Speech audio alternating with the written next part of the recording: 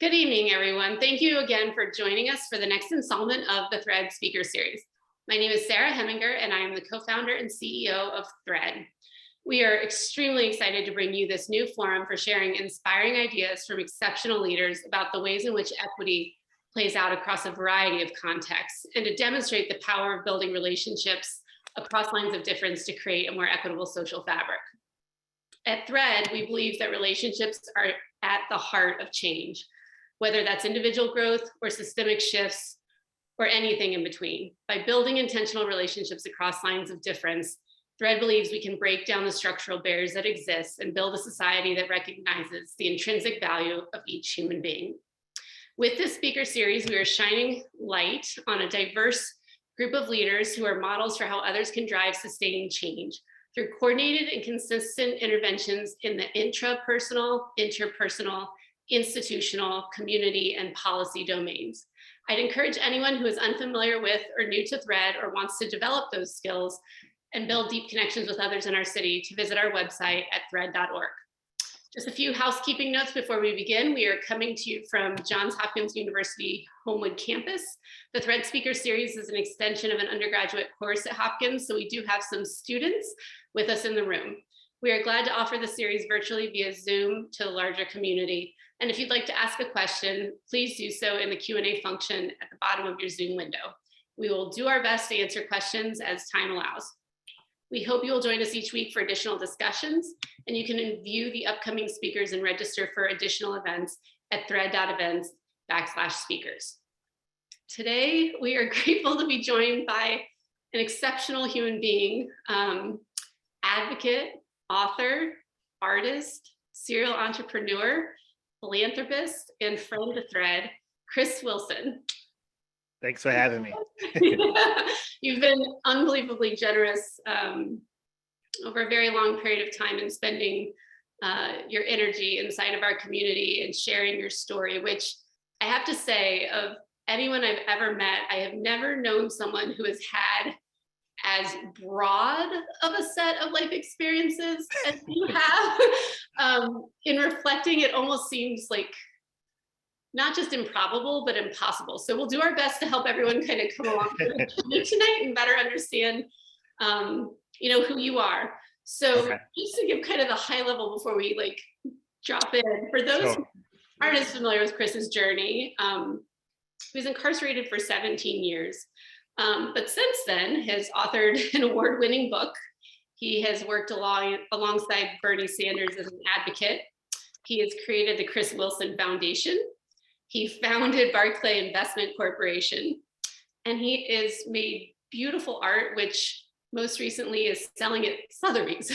So again, just what an unbelievable, eclectic set of things that you've both done and accomplished. And I think part of what's been so phenomenal about knowing you is that you do it always with the purpose of helping others and really trying to make the world a place where everyone can thrive. So let's start at the beginning. Yes. I know you grew up in D.C. I know your heart is in Baltimore, but like me, you did grow up here. Could you share a little bit just about your family and your childhood and kind of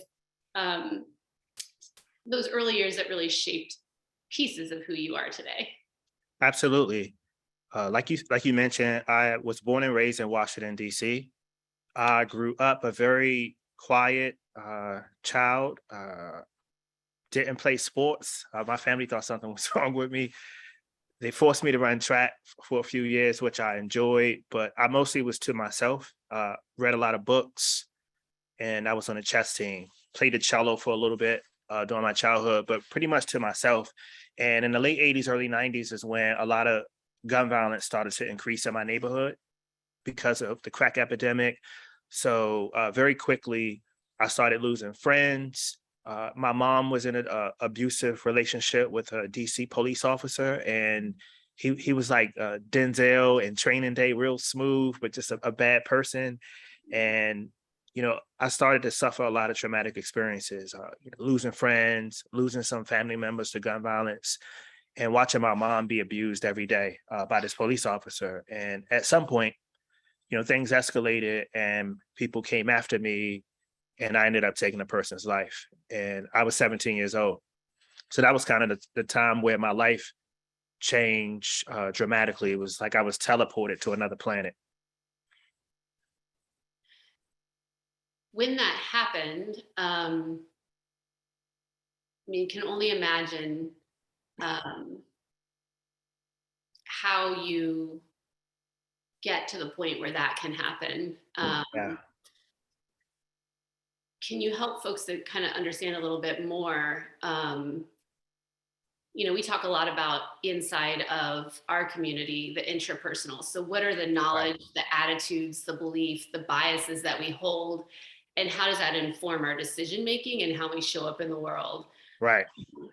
How did your broader context, both with your mother, your neighborhood, your friends, your brother, really shape? Yeah, so around this time, I was so just a little background information. I was 118 pounds, no mustache on my face, sentenced to life in prison, and I was around grown men who had been inside of prison for 30, in some cases 40 years. And so I fell into a deep depression. I haven't done anything with my life, and they're telling me that I could never go home. And now I'm in this world where the rules are strange and different, and people are screaming all day and blasting music, and there's fights, and it was just madness. And so I fell into a deep depression for about a year. And for a year, I just would come out my cell when we were allowed. I would stay out the window. I couldn't believe it. And there were so many things going on, and I just kept thinking about some of the conversations I had with school counselors, some of the things that my mom would say to me growing up, just things of you can do anything you want with your life, or you could start a business, or you could get a job and do X, Y, and Z. I started revisiting all of these conversations when I was there, and I was ashamed of myself. I said, how, like, these people came after me, and at this point in my incarceration, I hadn't yet accepted responsibility and was truly remorseful for what I did. I felt like they came after me. I took a person's life. That was on them. I didn't understand like how serious it was that I had to accept responsibility and be remorseful because I took a person's life. I wasn't there yet. And so I was going through all of this stuff, and I happened to meet someone in my housing unit who also had life, who would come out and just study every day. And he had these dreams and of what he wanted to do with his life. He would write out computer code on blank sheets of paper. My friend Steven, who I write about, and he told me, I'm gonna teach myself computer programming, and I'm gonna get out of prison. I'm gonna start a software company. I'm gonna buy my dream car. I'm gonna make millions of dollars. And I was like, dude, we got life. You never getting out of here. Look around. And he said, they've taken everything from us. Yes. He says, but no one could take away the knowledge that we put in our minds. And he says, this is how I'll get out. You can do what you want. And I went back to my cell and I thought about that for a few days. And I said, I know I'm smart. I like to read books. And I was ashamed at what my family thought about me for being in prison. And so I said, I'm gonna prove to myself and to everyone else that my life was redeemable. And I started writing up what I now call the master plan. So I have read the evolution of the master plan, the book, of course, but the list, and I'm fascinated by some of the things both that you've accomplished and things that you've crossed out. I know one of the items on the list is being a lifelong learner, which Yes. you obviously have to be to have such an eclectic set of skills and talents at this point. At what point did you share the plan with anyone else? So I'm picturing you in your cell writing. I can totally see you in your own head trying to process it all. But when did you start like saying those words out loud, sharing them with other humans? Maybe four days after I wrote the master plan, I stayed in myself for 3 days, just like balling stuff up. No, that's not right. And just writing stuff down. And I just decided at some point, maybe the third day, to just freely just write down things that I wanted to accomplish, places that I wanted to visit, food that I wanted to eat again. Oh, some of the things were silly. And I actually, when we were publishing the book, I tried to get some stuff taken off because I was a little embarrassed. I was young when I wrote the master plan. It says, no, no, no, no, no, Chris. this is what you wanted. You wanted some gloves to drive your new car, and you wanted to eat home cooked lasagna. We're leaving it on there. So they left it on there. So about on the fourth day, I came out and I went to the library and down in the prison school and asked them to make a few copies. And so I mailed a copy to my judge, and I mailed a copy to my grandmother, and I kept a copy to tape up in my cell. And the reason why I did this was because, you know, everyone can say, I'm gonna do this, so I'm gonna go back to school. And I wanted accountability partners. And so I figured if I sent it to the judge and I said, I'm committing my life to doing this, you don't have to respond to me, but this is my plan. And then I sent it to my grandmother because, you know, everybody listens to their grandmother and respect their grandmother. And, you know, if I ever called my grandmother would definitely say, so what's going on? You get your high school diploma. You better get your high school diploma. You said you was going to get it. So did you lie to me? So I sent it out to folks, I guess on the fourth or fifth day. And then it was, you know, hold me accountable. And I just started working after that. Fascinating. And then how did it make its way to the judge? So I mailed a copy to the courts. I didn't know for a while that they actually got it, but I eventually got a letter saying that your letter has been received and placed in your file. So I'm not sure if the judge read it. And actually at the time I had a different judge. So some point in the future, when I got my new judge, the judge had read it, my letters that I had sent, but I wasn't really sure. But I knew that my grandmother knew. And I told guys in my housing unit, I said, there's rules now with this master plan. No more profanity. I'm doing this and I'm doing that. And I'm going to stop doing this. And if anyone catches me breaking my rules, then it's 25 push-ups on command. Doesn't matter where I'm at, in the middle of the chow hall, outside, it's snow on the ground. I'm going to give you 25 if I break the rules, or I'll drink a cup of water. So everyone was like, perfect. So I had the whole housing unit, like 40 people just watching me. Did you go to school today? What's going on? Did you do this? What's going on? Oh, you just said a cuss word. It's like, hold up, there's 25 push-ups. And so it became a game, but it started working out. I got my high school diploma in 2 months. Wow. So, yeah. Doesn't surprise me. The only thing on the list that I take issue with is the no gambling, because it prevents you from playing in our poker games. But Yes, that's aside true. from that, it all makes sense. What is the thing on the list that you feel like you have found the most difficult to accomplish or yet to accomplish that matters to you in a deep way? So there's some things that are on the list that I haven't accomplished. Some things are because my publisher or people close to me don't want me to do, like skydiving. They say, how about you live a little bit before you risk your life and die, right? But I want to do that. But to answer your question, and I know why you asked me this too, Sarah, but it's the last thing on the list. And it's to find a beautiful, intelligent woman that's business savvy. I've been striving for 10 years for this, but I'm close. I think I'm close to this, but that's been the most challenging thing. And I think that's the biggest thing that's missing, like for my life. Everything else, 98% of my master plan, I feel like I've completed, and I've added a few things last year. But like, that's something that I think would, once I check that box off, it'll really like give meaning to the entire master plan. It makes sense that it was last on the list, because in some ways, if you find that person, when you find that person, you build a new plan together. Right. It takes a new shape, and yeah. Right. And the other thing is too, I had to bring something to the table too. So I wanted to be educated. I wanted to be well traveled and all these things that I wanted to do. And so that's, I think I'm ready now. I know I'm ready now. So before we go too far forward, let's go a few more steps back. When you first returned home, like, I can't even fathom, like, can you walk us through day one of coming home and what that looked like? And how did you go from like day one to then building, a business and going to college and, all the things that have happened since? Because it feels like, to me, it would feel like such an overwhelming, like, how do you step through the paces of it? Right. So before I was released, and this is pretty common in the system, they don't really tell you where or what time you get released. So I'm not from Baltimore. I was getting released from Baltimore. So they didn't allow me to tell any friends or family when they should come get me. But I knew my sentence was close to being up. So they had to let me out at some point, just didn't know what time. So they ended up letting me out like evening time, gave me $50, a prison state ID, and said, good luck, you figure it out.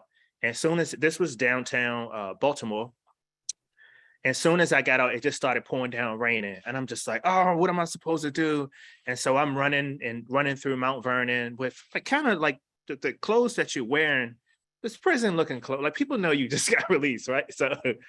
So I'm through Mount Vernon and I have $50 and it's like I need to be able to call someone. So I had, my friend's number and I said, like, there was no payphones when I got out anymore either. So I was like, I need to ask someone to use their phone. And I was scared because like, no one's gonna ask me, no one's gonna let me use their phone. So I found this guy just like in front of a building. I was like, excuse me, sir. I just told him the truth. I said, I just got out and I'll give you $10 if you could make a call and you can put it on speakerphone. I just want to call my family so they can come pick me up. And he was looking at me all funny, like, you don't have to give me $10. Go ahead, what's the number? And then he called my family and they came to pick me up. They were there really fast. So they drove from DC to come get me. And I remember just feeling so uneasy because it was all these rules that they beat into your head before you get out. You got to check into your parole or probation officer within 24 hours. If you don't check in within 24 hours, you go back. You are obligated to do this. You got to do this. And I just wanted to make sure I got everything right. So I was just nervous. But the first thing I did when I finally got home and sat down, I said, I heard about this thing called YouTube, where in Google, where you could just punch stuff in, like questions, and they can answer questions and videos and stuff can pop up. And my family was just like, it was my friend Eric, and he was just laughing. He was like, what's wrong with you? He was like, yeah, just sit down. And I sat down there all night watching music videos and like videos on how to tie a tie, just all kinds of stuff, silly stuff, but all night. And so that was the first thing I did when I first came home. When did you make your way back to Baltimore? So being from DC, I remember my cousin said, I'm gonna just take you out and show you the city. You've been gone for a long time. And I just remember not recognizing Washington, D.C. And I saw all these cranes up and the neighborhoods had changed. I saw, white people jogging with their dogs and yoga mats. And I was like, what happened, right? They said, this is the new DC. And I just remember everything being expensive. People asked me, what do you do? Why should I be talking to you? And I just was like, oh, I just don't think I can make it here. And there was so many bad memories that I had of losing friends and family members in the city. And I had grew up with people, mostly from Baltimore in prison. And all the OGs would tell me, like, homie, like, you good, you family, you can go to Baltimore. Like, you ain't from Baltimore, but you're DC dude, but we can adopt you and you'll be all right. So I knew that the cost of living was better in Baltimore and I wanted to go to school. And, we got a really good school system here. So I enrolled to University of Baltimore and I came to Baltimore. My family was like, man, is you crazy? Why would you go to Baltimore? Like, this is stupid. Did you see The Wire? Did you see all this? And I'm just like, I just don't see it that way. And so I ended up, when I came to Baltimore, I moved to Reservoir Hill and I got a bicycle and I would bike to University of Baltimore every day. And that was like the beginning of my plan, was to get in really good with the professors and see if they could put in a good word to help me get a job doing the work that I wanted to do. And was that the next step? Was it getting a job or was it starting your own business? The next step was getting a job. I had got the prison chaplain's sister had an apartment in Reservoir Hill. So I was able to get this apartment and I said, well, I need to be able to pay for it. And so I made sure I did really well in school. And I remember it was Professor Nix. It was in my community studies class. She was a really tough teacher, by the way, too. I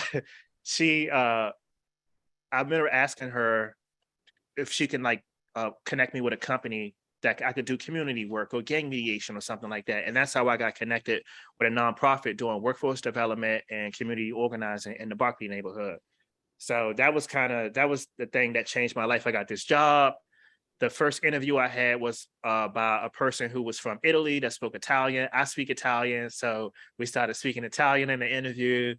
And I went through a series of interviews, which I prepared for because I started a career center when I was in prison.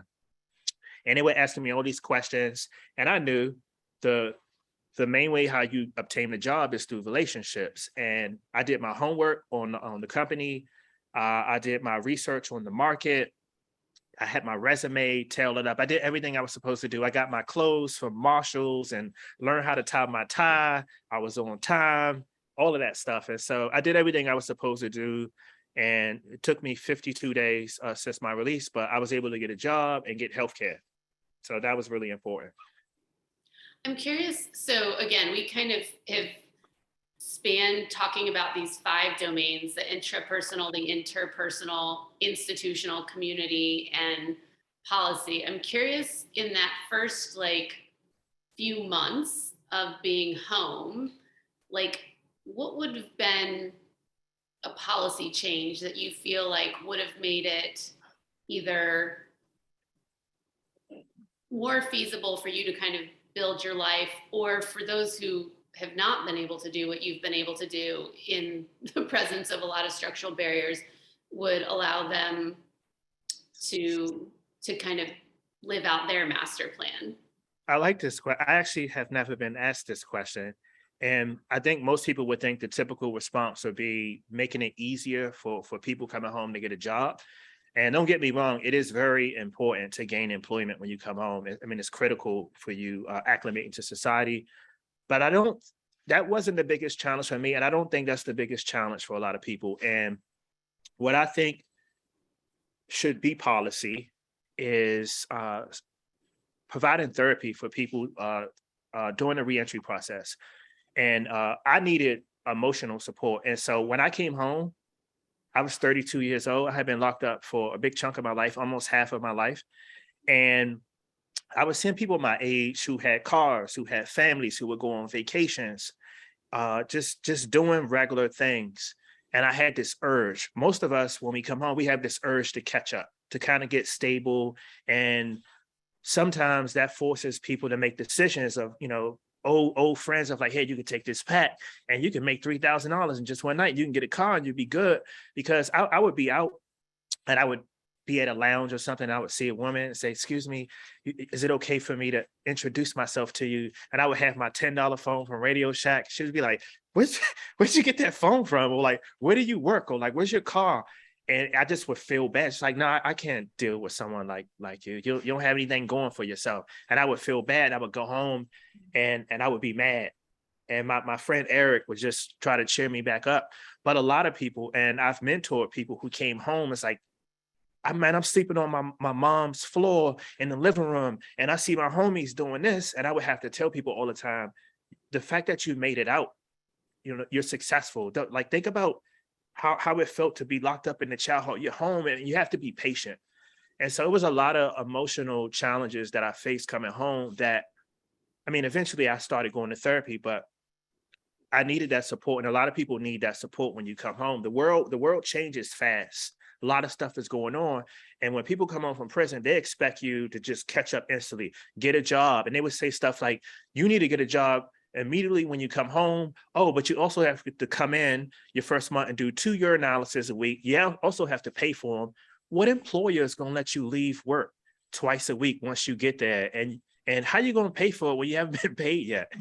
I mean, it's all these things that's just crazy. So I just wish there were policies that thought about making the reentry process more smooth. Like, the path towards redemption shouldn't be so difficult for people, because most people just say, it's too hard, I give up.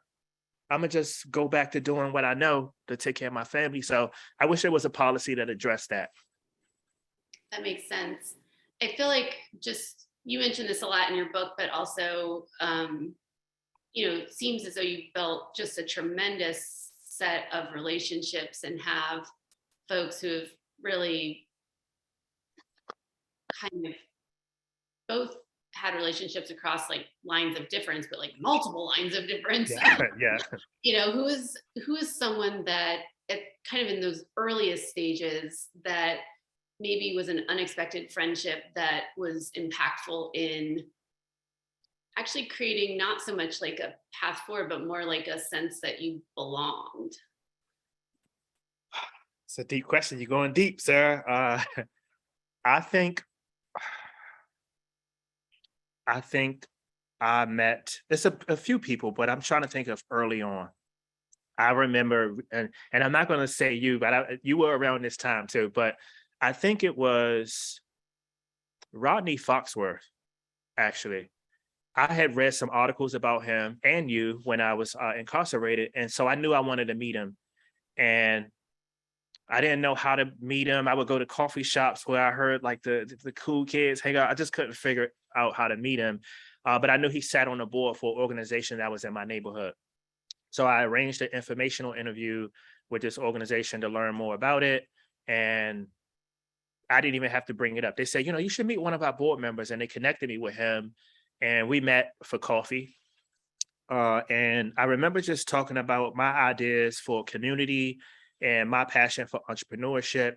And Rodney's one of these people of like this, you should talk to this person, you should connect to this person. And there's this conference that's happening. Actually, it was here actually at Johns Hopkins, this what was it, GBTC or something conference, but it was like tech stuff. And I was a community organizer. I said, well, I'm gonna go talk to the tech people and see if they'd be interested in getting involved in some community work. And that's how it started. I actually gave like an 8-minute talk about organizing all of this intellectual firepower in the room and channel it towards like community work. And after that talk, I connected with a few people who I'm super close with to this day. They were out in the audience. And that was kind of the beginning of it. And these relationships that I formed after that discussion helped me navigate so many ups and downs. And you're part of that network of people that I met initially coming home. Yeah, Rodney's incredible. I think he did a lot of that for me as well. And, Yeah. he's very intentional about connecting folks. And a lot of us have him to thank for friendships that we have now, so many years later. It's interesting. I am curious. So last week we had Marjorie Rogers was our speaker, and she shared with us that, if I get the numbers right, there's 5,900-ish board seats, corporate board seats in the US that control $17 trillion. And so it's not even 5,900 individuals because Marjorie herself holds 2 board seats. So it's actually a very small set of decision makers who have a tremendous amount of control. So that's like such a unique experience. I think similarly, like you not only came up with a plan, but you published a book, an award-winning book. Like, can you explain to folks like how do you do that? Like if you didn't self-publish the book, you went the more traditional route. Like how do you go from like calling your family from a random cell phone to like an award-winning book? So first I had a lot of prep time, 15 years-ish of just preparing and thinking about when I can finally execute. And so when I was in prison I would study different industries every 6 months or every year. It would be something different. Like one year was the French Revolution and one year was just real estate and entrepreneurship, different things. And so the time when I was studying real estate, I remember reading about this guy who raised $1.5 billion to build a casino. And I was, how could a casino cost that much? And I remember reading about this case and the name recognition when the proposal came across the desk, and they said, oh, that's such and such and that's such and such. Of course they need $1.5 billion. And they raised the money and they built this casino. I thought it was nuts. But I took that same thinking and I started thinking about, I want to get a book deal. And I said, I want $1 million. And that's very rare to get $1 million. It's almost impossible. You'll be lucky if you get a $150,000 advance. And so I was in University of Baltimore and I knew that I needed to do some positive things in order to warrant like writing a book. And so at this point, I was winning almost all of the business pitch competitions that I was in, including Hopkins. And I started doing research. Taylor Branch, who's an author who lives in Baltimore, I started talking to him. Wes Moore, I got connected with him. I got connected with D. Watkins. All of these people started giving me advice. And then everyone told me, if you want, some people laughed at me though. It's like $1 million, get out of here. You're not even a writer. How do you think you can do this?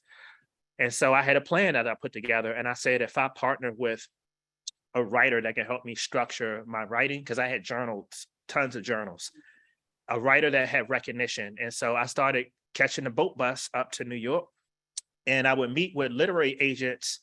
And I had this checklist. I said, I'm gonna see how they treat me once I walk through the door. I want to know if they done their homework before we start talking. And I want to meet with their top writers who and look over their best deals over the past 10 years. And so I found a writer who made, this is crazy, he made $10 million in the past 6 years. So I said, I want to see if I like him. And so I started talking to him. I liked him. And then we put together a proposal, and I got a life-changing book deal in 2.5 months. Almost $1 million. It wasn't a million, but it was close. And I was shocked. It changed my life. How did you find him? I just started talking to literary agents, and the literary agent that I talked to didn't go into like talking business. I like to get to know people before I do business with them. And so he was real smooth. How you like in New York, man? And I read your articles. He was just cool. And then we started getting into talking about the writers. And then another writer, another literary agency that I met with had said something bad about him. And I said, they told me not to come meet with you. And I wanted to see if he would talk bad about them, because otherwise I wouldn't do business with him. So he says, I don't know why they would say that about me, but whatever. And he kept talking. I was like, all right, got some class. I can work with this. And then I liked the writer, and we got a deal, and the rest was history. And I'm still close with my agent now. He's like family. It's interesting the way when I'm listening to how you're speaking about the person and the experience, it reminds me of a word that Erica Bridgeford used a couple weeks back many times, which is someone's vibration. Yes. Like the vibration was on point, and so Yeah. your soul could be at peace with that. Because Yeah. it's a lot of trust to put, like, to, if you work on something for however many years, like it's a piece of you, and Right. it's the piece of you that comes to the outside. Yeah, totally. Or a lot that I'm assuming you left behind. Yeah.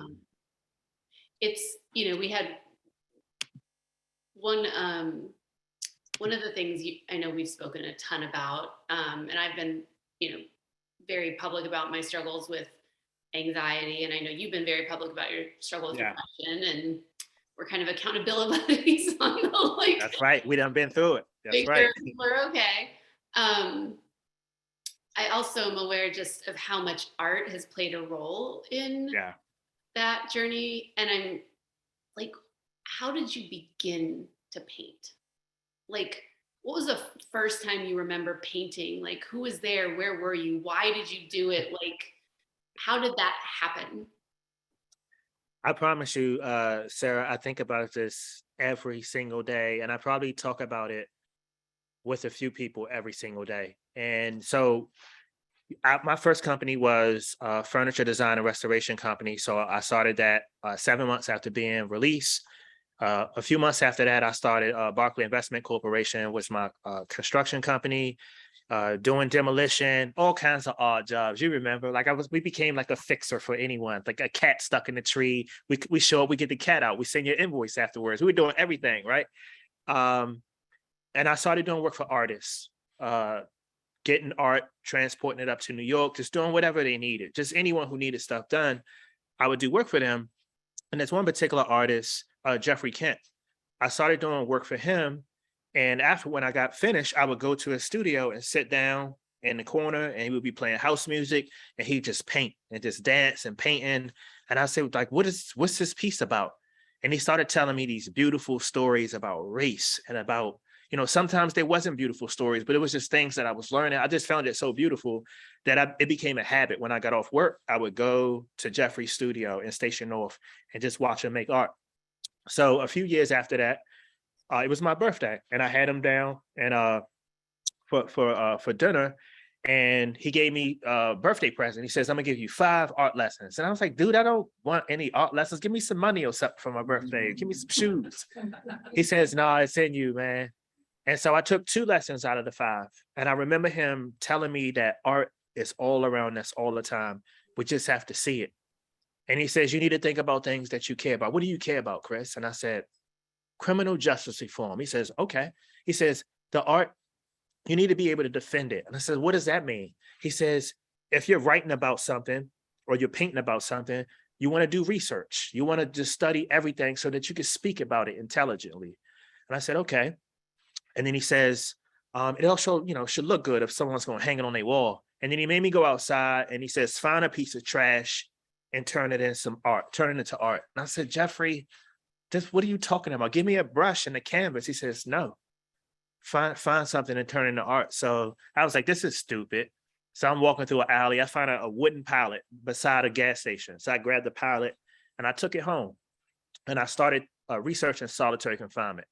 And so I found out that any given day in America, 90,000 men, women, and children are subjected to solitary confinement. United Nations has deemed it torture. So we torture people. So I made this piece that's titled, my first piece titled, Solitary Confinement is Torture.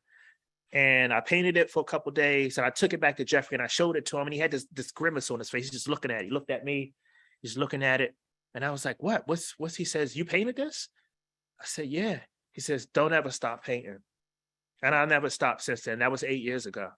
And it changed my life. It's something, you know me, I'm addicted to it. Like I love it. I make up excuses sometimes not to go to stuff.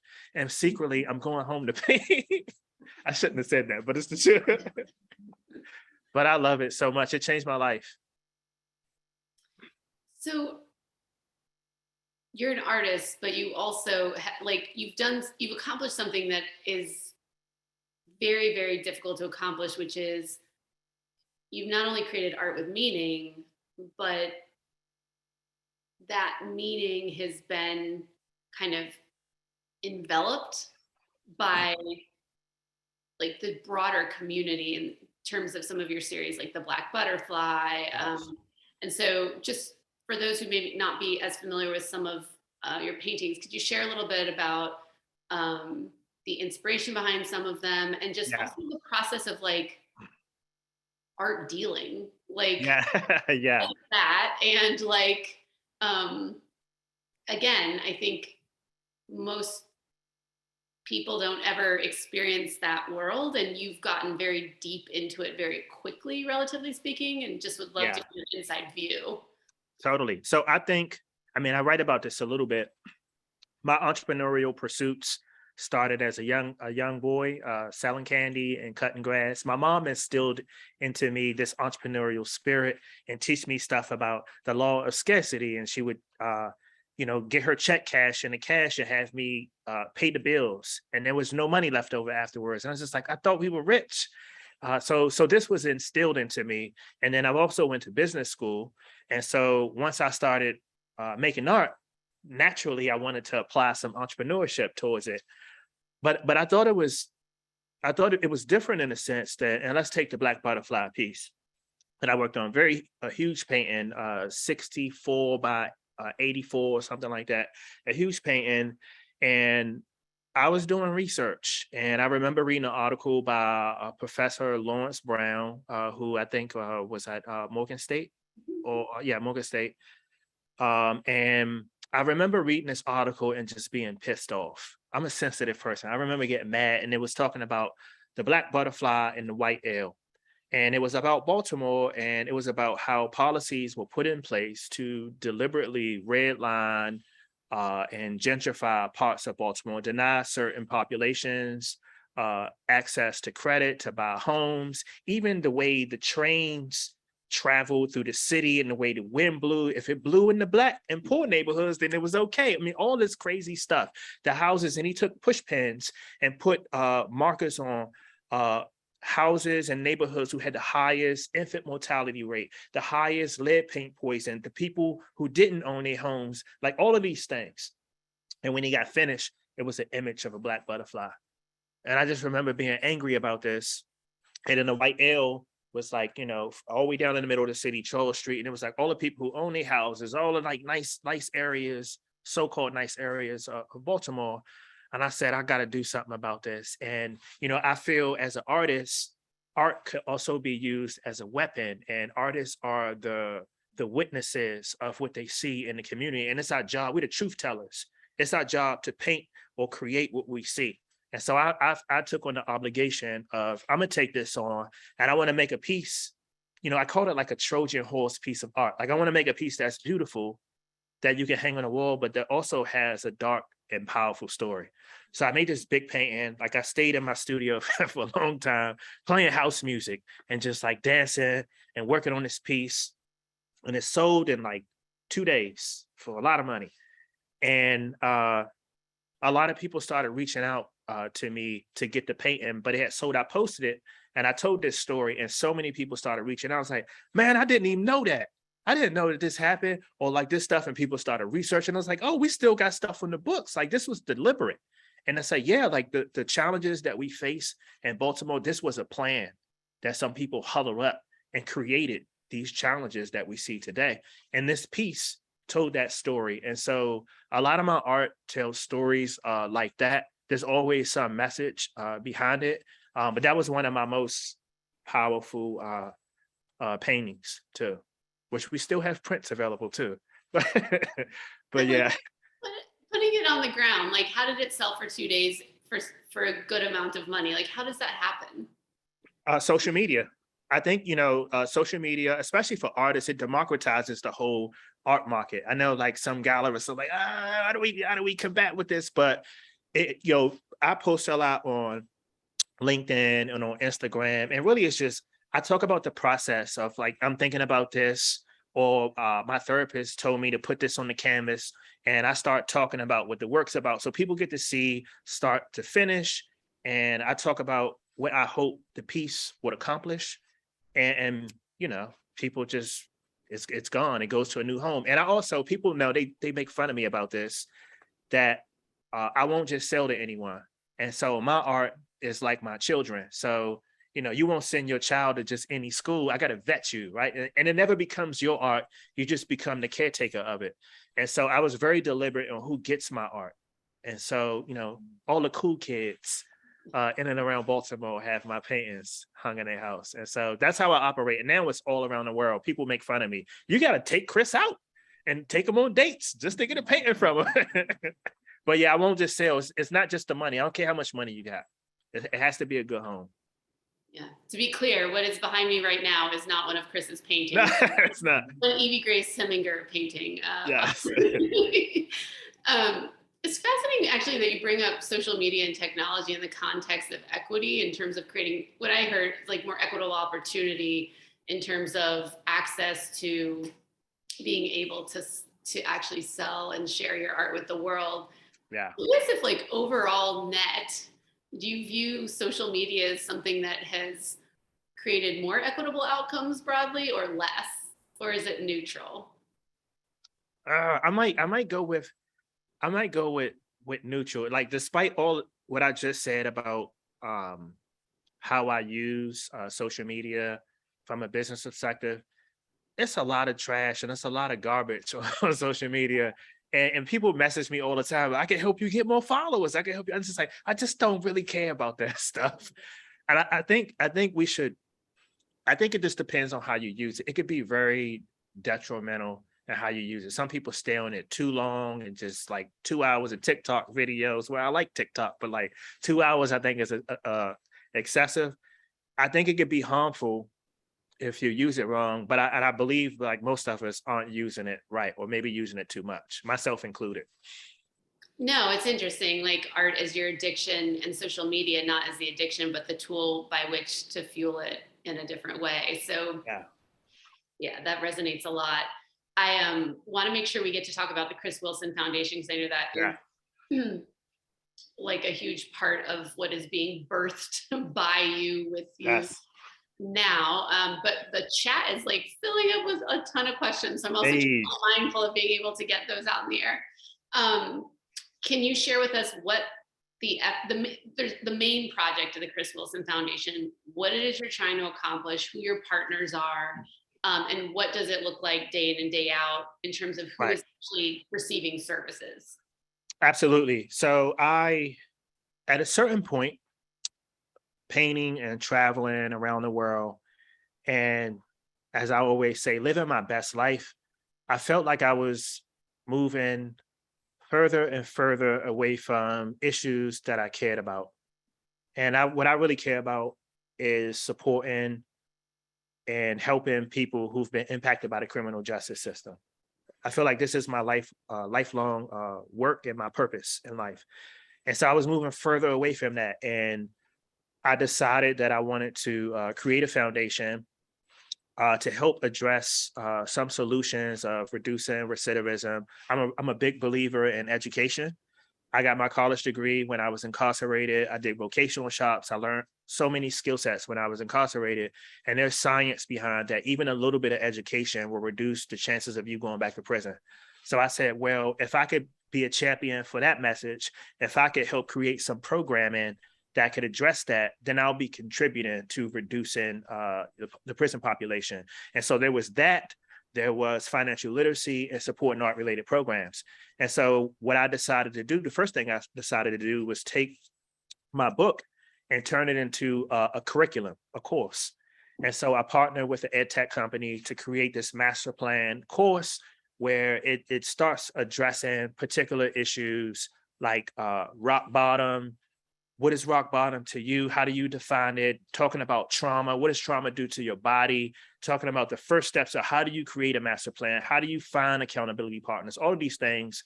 And we ended up launching this program inside of prisons. We beta tested in Rikers Island, and it eventually went to 22 states and over 100 prisons and jails.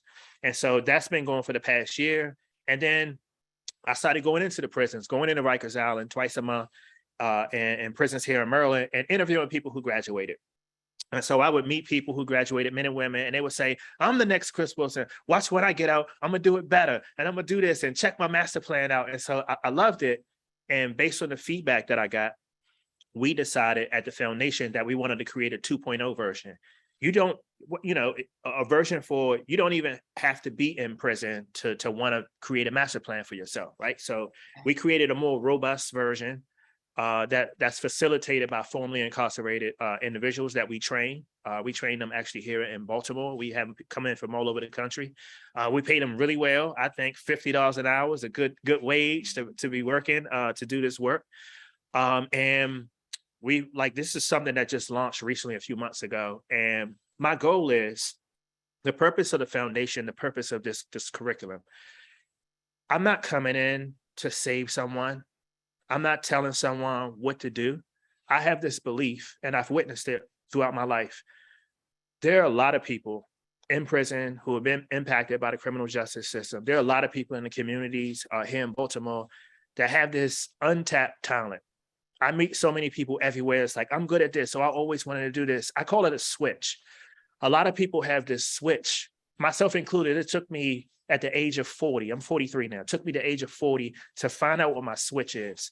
And so once I figured out that switch, what I really love, what my purpose is, I get out the bed every morning and I'm working towards it. And so our course, all we do essentially is help people find that switch. And then once you find it, we support you. You graduated, you become a part of the alumni. You can call me, shouldn't call me at 2:00 in the morning, but sometimes they do. Serious problems, we there. It's like thread in a sense. It's like you become family. We got you. And that's my life's work.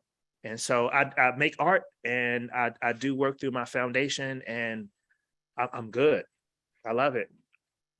What I find beautiful about what you just said is in many ways, I feel like the work that you're doing through the foundation is addressing the policy that you said you wanted to see, right? So it's how do you provide that emotional support, that sense of community and belonging, so that when someone comes home, it's not just while you're in, but once you come home, like, who are you coming home to? And right. What it's about when you come home.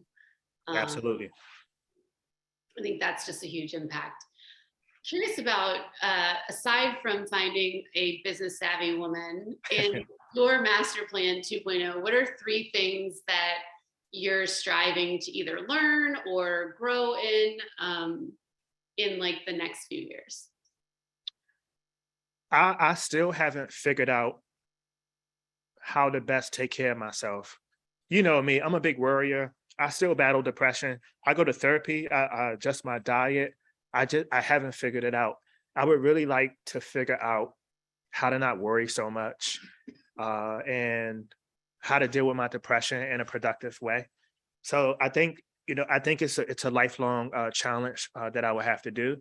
I really, I really do want to meet someone and start my own family. Like that's something that I'm thinking about as I get older. Like it's becoming more important to me. But another thing is about legacy. I think a lot about legacy, and we lose a lot of people in our lives, and I almost died from COVID twice. I was fighting for my life. I've lost some of my family members from COVID and all kinds of things. And I guess what I'm trying to say is that life is fleeting, and I really spend a lot of time thinking about what will people say about me when I'm not here. What would they say? Would they say this is someone who this the guy that went to prison, or would they say this was someone who had a big heart? This was someone that championed education. This is someone who helped so many people all over the world be their best version of themselves. And so I think like the latter is what I hope to accomplish. But that's something that I think about a lot often. I don't know if that's morbid, but yeah, I think about that. Well, I can tell you what I would say. You're definitely the person when I'm at my lowest lows, I know will answer the Yeah, phone. And absolutely. your best, I think one of your best qualities as a human is just you show up. Yeah, And I think there's so much in just showing up for people, even if you yeah, yourself aren't in your best place, like just being present. I think is one of the biggest gifts that you give to a lot of people. So that's huge. Before we transition, we got a lot of questions here, but okay. you've traveled so much. Yeah, Like it is unreal. If someone who is not well traveled could go yeah. one place in the world, where would you suggest they go? Ah, that's a good question. This might sound cliche, but I have some justification, but probably Paris. Paris is a really solid city, or first city to go to. The architecture is beautiful, the history is rich, the food's good. The whole entire city is fashionably correct. And this just like a mixture, a melting pot of cultures and people. So I think that'll be a good starting point, I think. I thought you were a Prada person, though. Isn't that I am a the? Prada person. Yeah. But yeah, yeah, I am. Italy, I mean, Italy is dope. I mean, I would choose Italy, my personally Italy, like over many places. But for someone, if they want to just experience, because like you go to Italy, it's just a bunch of cool Italians who are super fashionably correct, good food, drinking wine, and like all that. Like Italy is amazing. I was just there for 3 weeks. But Paris is different because there's so many different people. People. It's like that melting pot, that culture and the architect. It's just different. That's a good jump off right there, Paris. But Italy is amazing. It's my All right, peak. I'm going to move to some of the Q&A, and I invite folks who have additional questions to please drop your questions in, and we'll do our best to get to them. Okay. So one of the questions asked is around the museums in Baltimore. Do any of the museums here actually have a piece of your art yet? Hey, that's a good question. And shame on them if they don't, not yet. But I will say the board members from museums have brought work for me. So Baltimore Museum of Art, like some of the board members, a lot of them have purchased art for me. I have a very good relationship with that museum. The Visionary Art Museum actually held my first kind of exhibit here in Baltimore. It was about parenting. One of my favorite paintings, a huge painting, Mama's Boys. So I have a good relationship with them. And I have a wonderful relationship with all the artists here. But no, but if any folks from the museums and galleries are here, you should come talk to me. Because yeah, my work should be there. All right, moving on to the next question. So can you talk a little bit about how having to comply with rules, regulations, and expectations in prison impacted your life as you then transitioned home, and like, did it help, hurt? Yeah. No. So this is very strange, but it kind of helped because I mean, prison is like, another planet. So if you have to ask for anything, the answer is always no. Whatever you, what? No, of course not. I was just trying to go to the bathroom. No. So, but it also taught me patience. So Mm. in prison, it didn't matter what it was. You just had to wait. You had to just be patient, and it was frustrating. And so coming home and navigating society, I won't say it was easy, but it was doable. And it's like I've been through all kinds of stuff in prison, all kinds of rules and policies, and usually they didn't make any sense. And so it was like, there's no way in the free world that someone's going to be able to do something to hurt me. It's like lockdown. It's like, yeah, you got to stay in the house. Like I got to stay in the house with Wi-Fi and like all this food and like these blank canvases. Okay. So I learned through all those crazy rules how to just navigate the rules in society. Makes sense. Um, in terms of kind of you were talking to like 15-year-old Chris. What is something you understand about yourself now that you wish you had understood about yourself? No, maybe not wish, but it would have impacted you to know that better about yourself then. I like this question. I think the younger version of myself, I think back to how I felt there, just being angry and stuff that my mom was going through and losing my friends. I had a tendency, and most young people have a tendency to keep all this stuff bottled up. They don't want to talk to nobody, especially older people, because like they can't possibly know how I feel and what I'm going through, and it's all this stuff. And I kept it bottled up. I wish if I could talk to my younger self, I would tell a younger version of myself that you should talk to someone. And even the act of talking about an experience is healthy.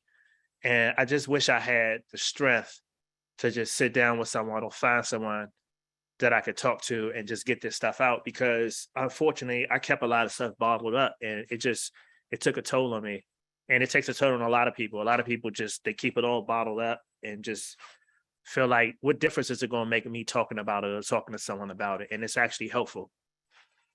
Yeah, I was just saying a couple weeks ago, like if I could wave a magic wand in Baltimore City public schools, it would be to have Baltimore community mediation Yeah. every school, because I'm still coming to understand the like depths of the profound nature of their work, but it's helping you both express yourself, mediate conflict between others, but also understand how to not always center around the thing that so it's an amazing set of skills that I just don't think as society we teach Right.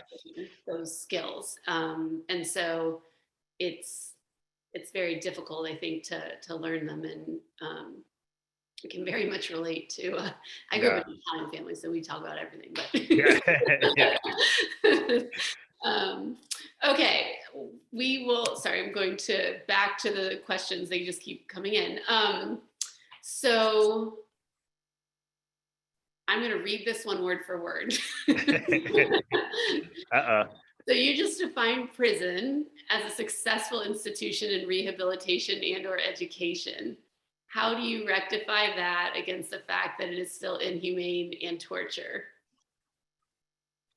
They said that I defined it that way. I hope I didn't. So this is what I'll say. What they're saying is you have succeeded, and Okay. you were part of that, that institution. So Right. So if anyone who has read my book, they will understand that the entire time I had this education and this change, I almost had to take it. I had to demand it. And every corner, every, chance they got to prison, they try to sabotage my success, include my reentry process. And so it was very difficult. However, I think that my perspective towards my life and my life goals, my master plan, allow me to look at prison differently. And what I mean by that is that there were groups, and sometimes people say, I don't want to take this group like anger management or something like that. I'm just like, I want to take it. Like I get mad sometimes. I'm going to take the group, or just the vocational shop and like woodworking. I just started taking things, and they would tell me, you can't get it. You got life. Why would we give you this shop? why would you let you take this shot and you're not going home? And I say, here's 2 cartons of cigarettes. And they were like, come on in, you can get in. I just was doing things and like, because I wanted to learn, but I don't want people to think that the prison system, actually, there's a chapter in my book where I talk about this. It does not work. It's all about punishment. It's all about punishing you, and not just you, your family. And so what I try to advocate that counters that is we got to start thinking differently. We got to start educating ourselves. You know, I call the prison like the machine. It's like Skynet. It doesn't have any emotion. It's out to get you and your family, and you got to be smart enough to evade it. Well, I can't thank you enough. You're always so generous. And I know it's meant a lot, not just to our students in the Hopkins course, but to the entire Thread community who's listening and learning. And so thank you. Thanks for having me. Always. And for everyone, I hope you will join us again next week. We will be joined by Dia Sims, who the majority of her career was spent building Sean Diddy Combs' empire, overseeing Strock Liquor, Bad Boy Entertainment. She recently co-founded a tequila company with LeBron James. So just an extraordinary entrepreneur. Nice. To share her journey with us. So we hope you'll join us. And thank you for being here tonight. Thanks for having me, soul sister.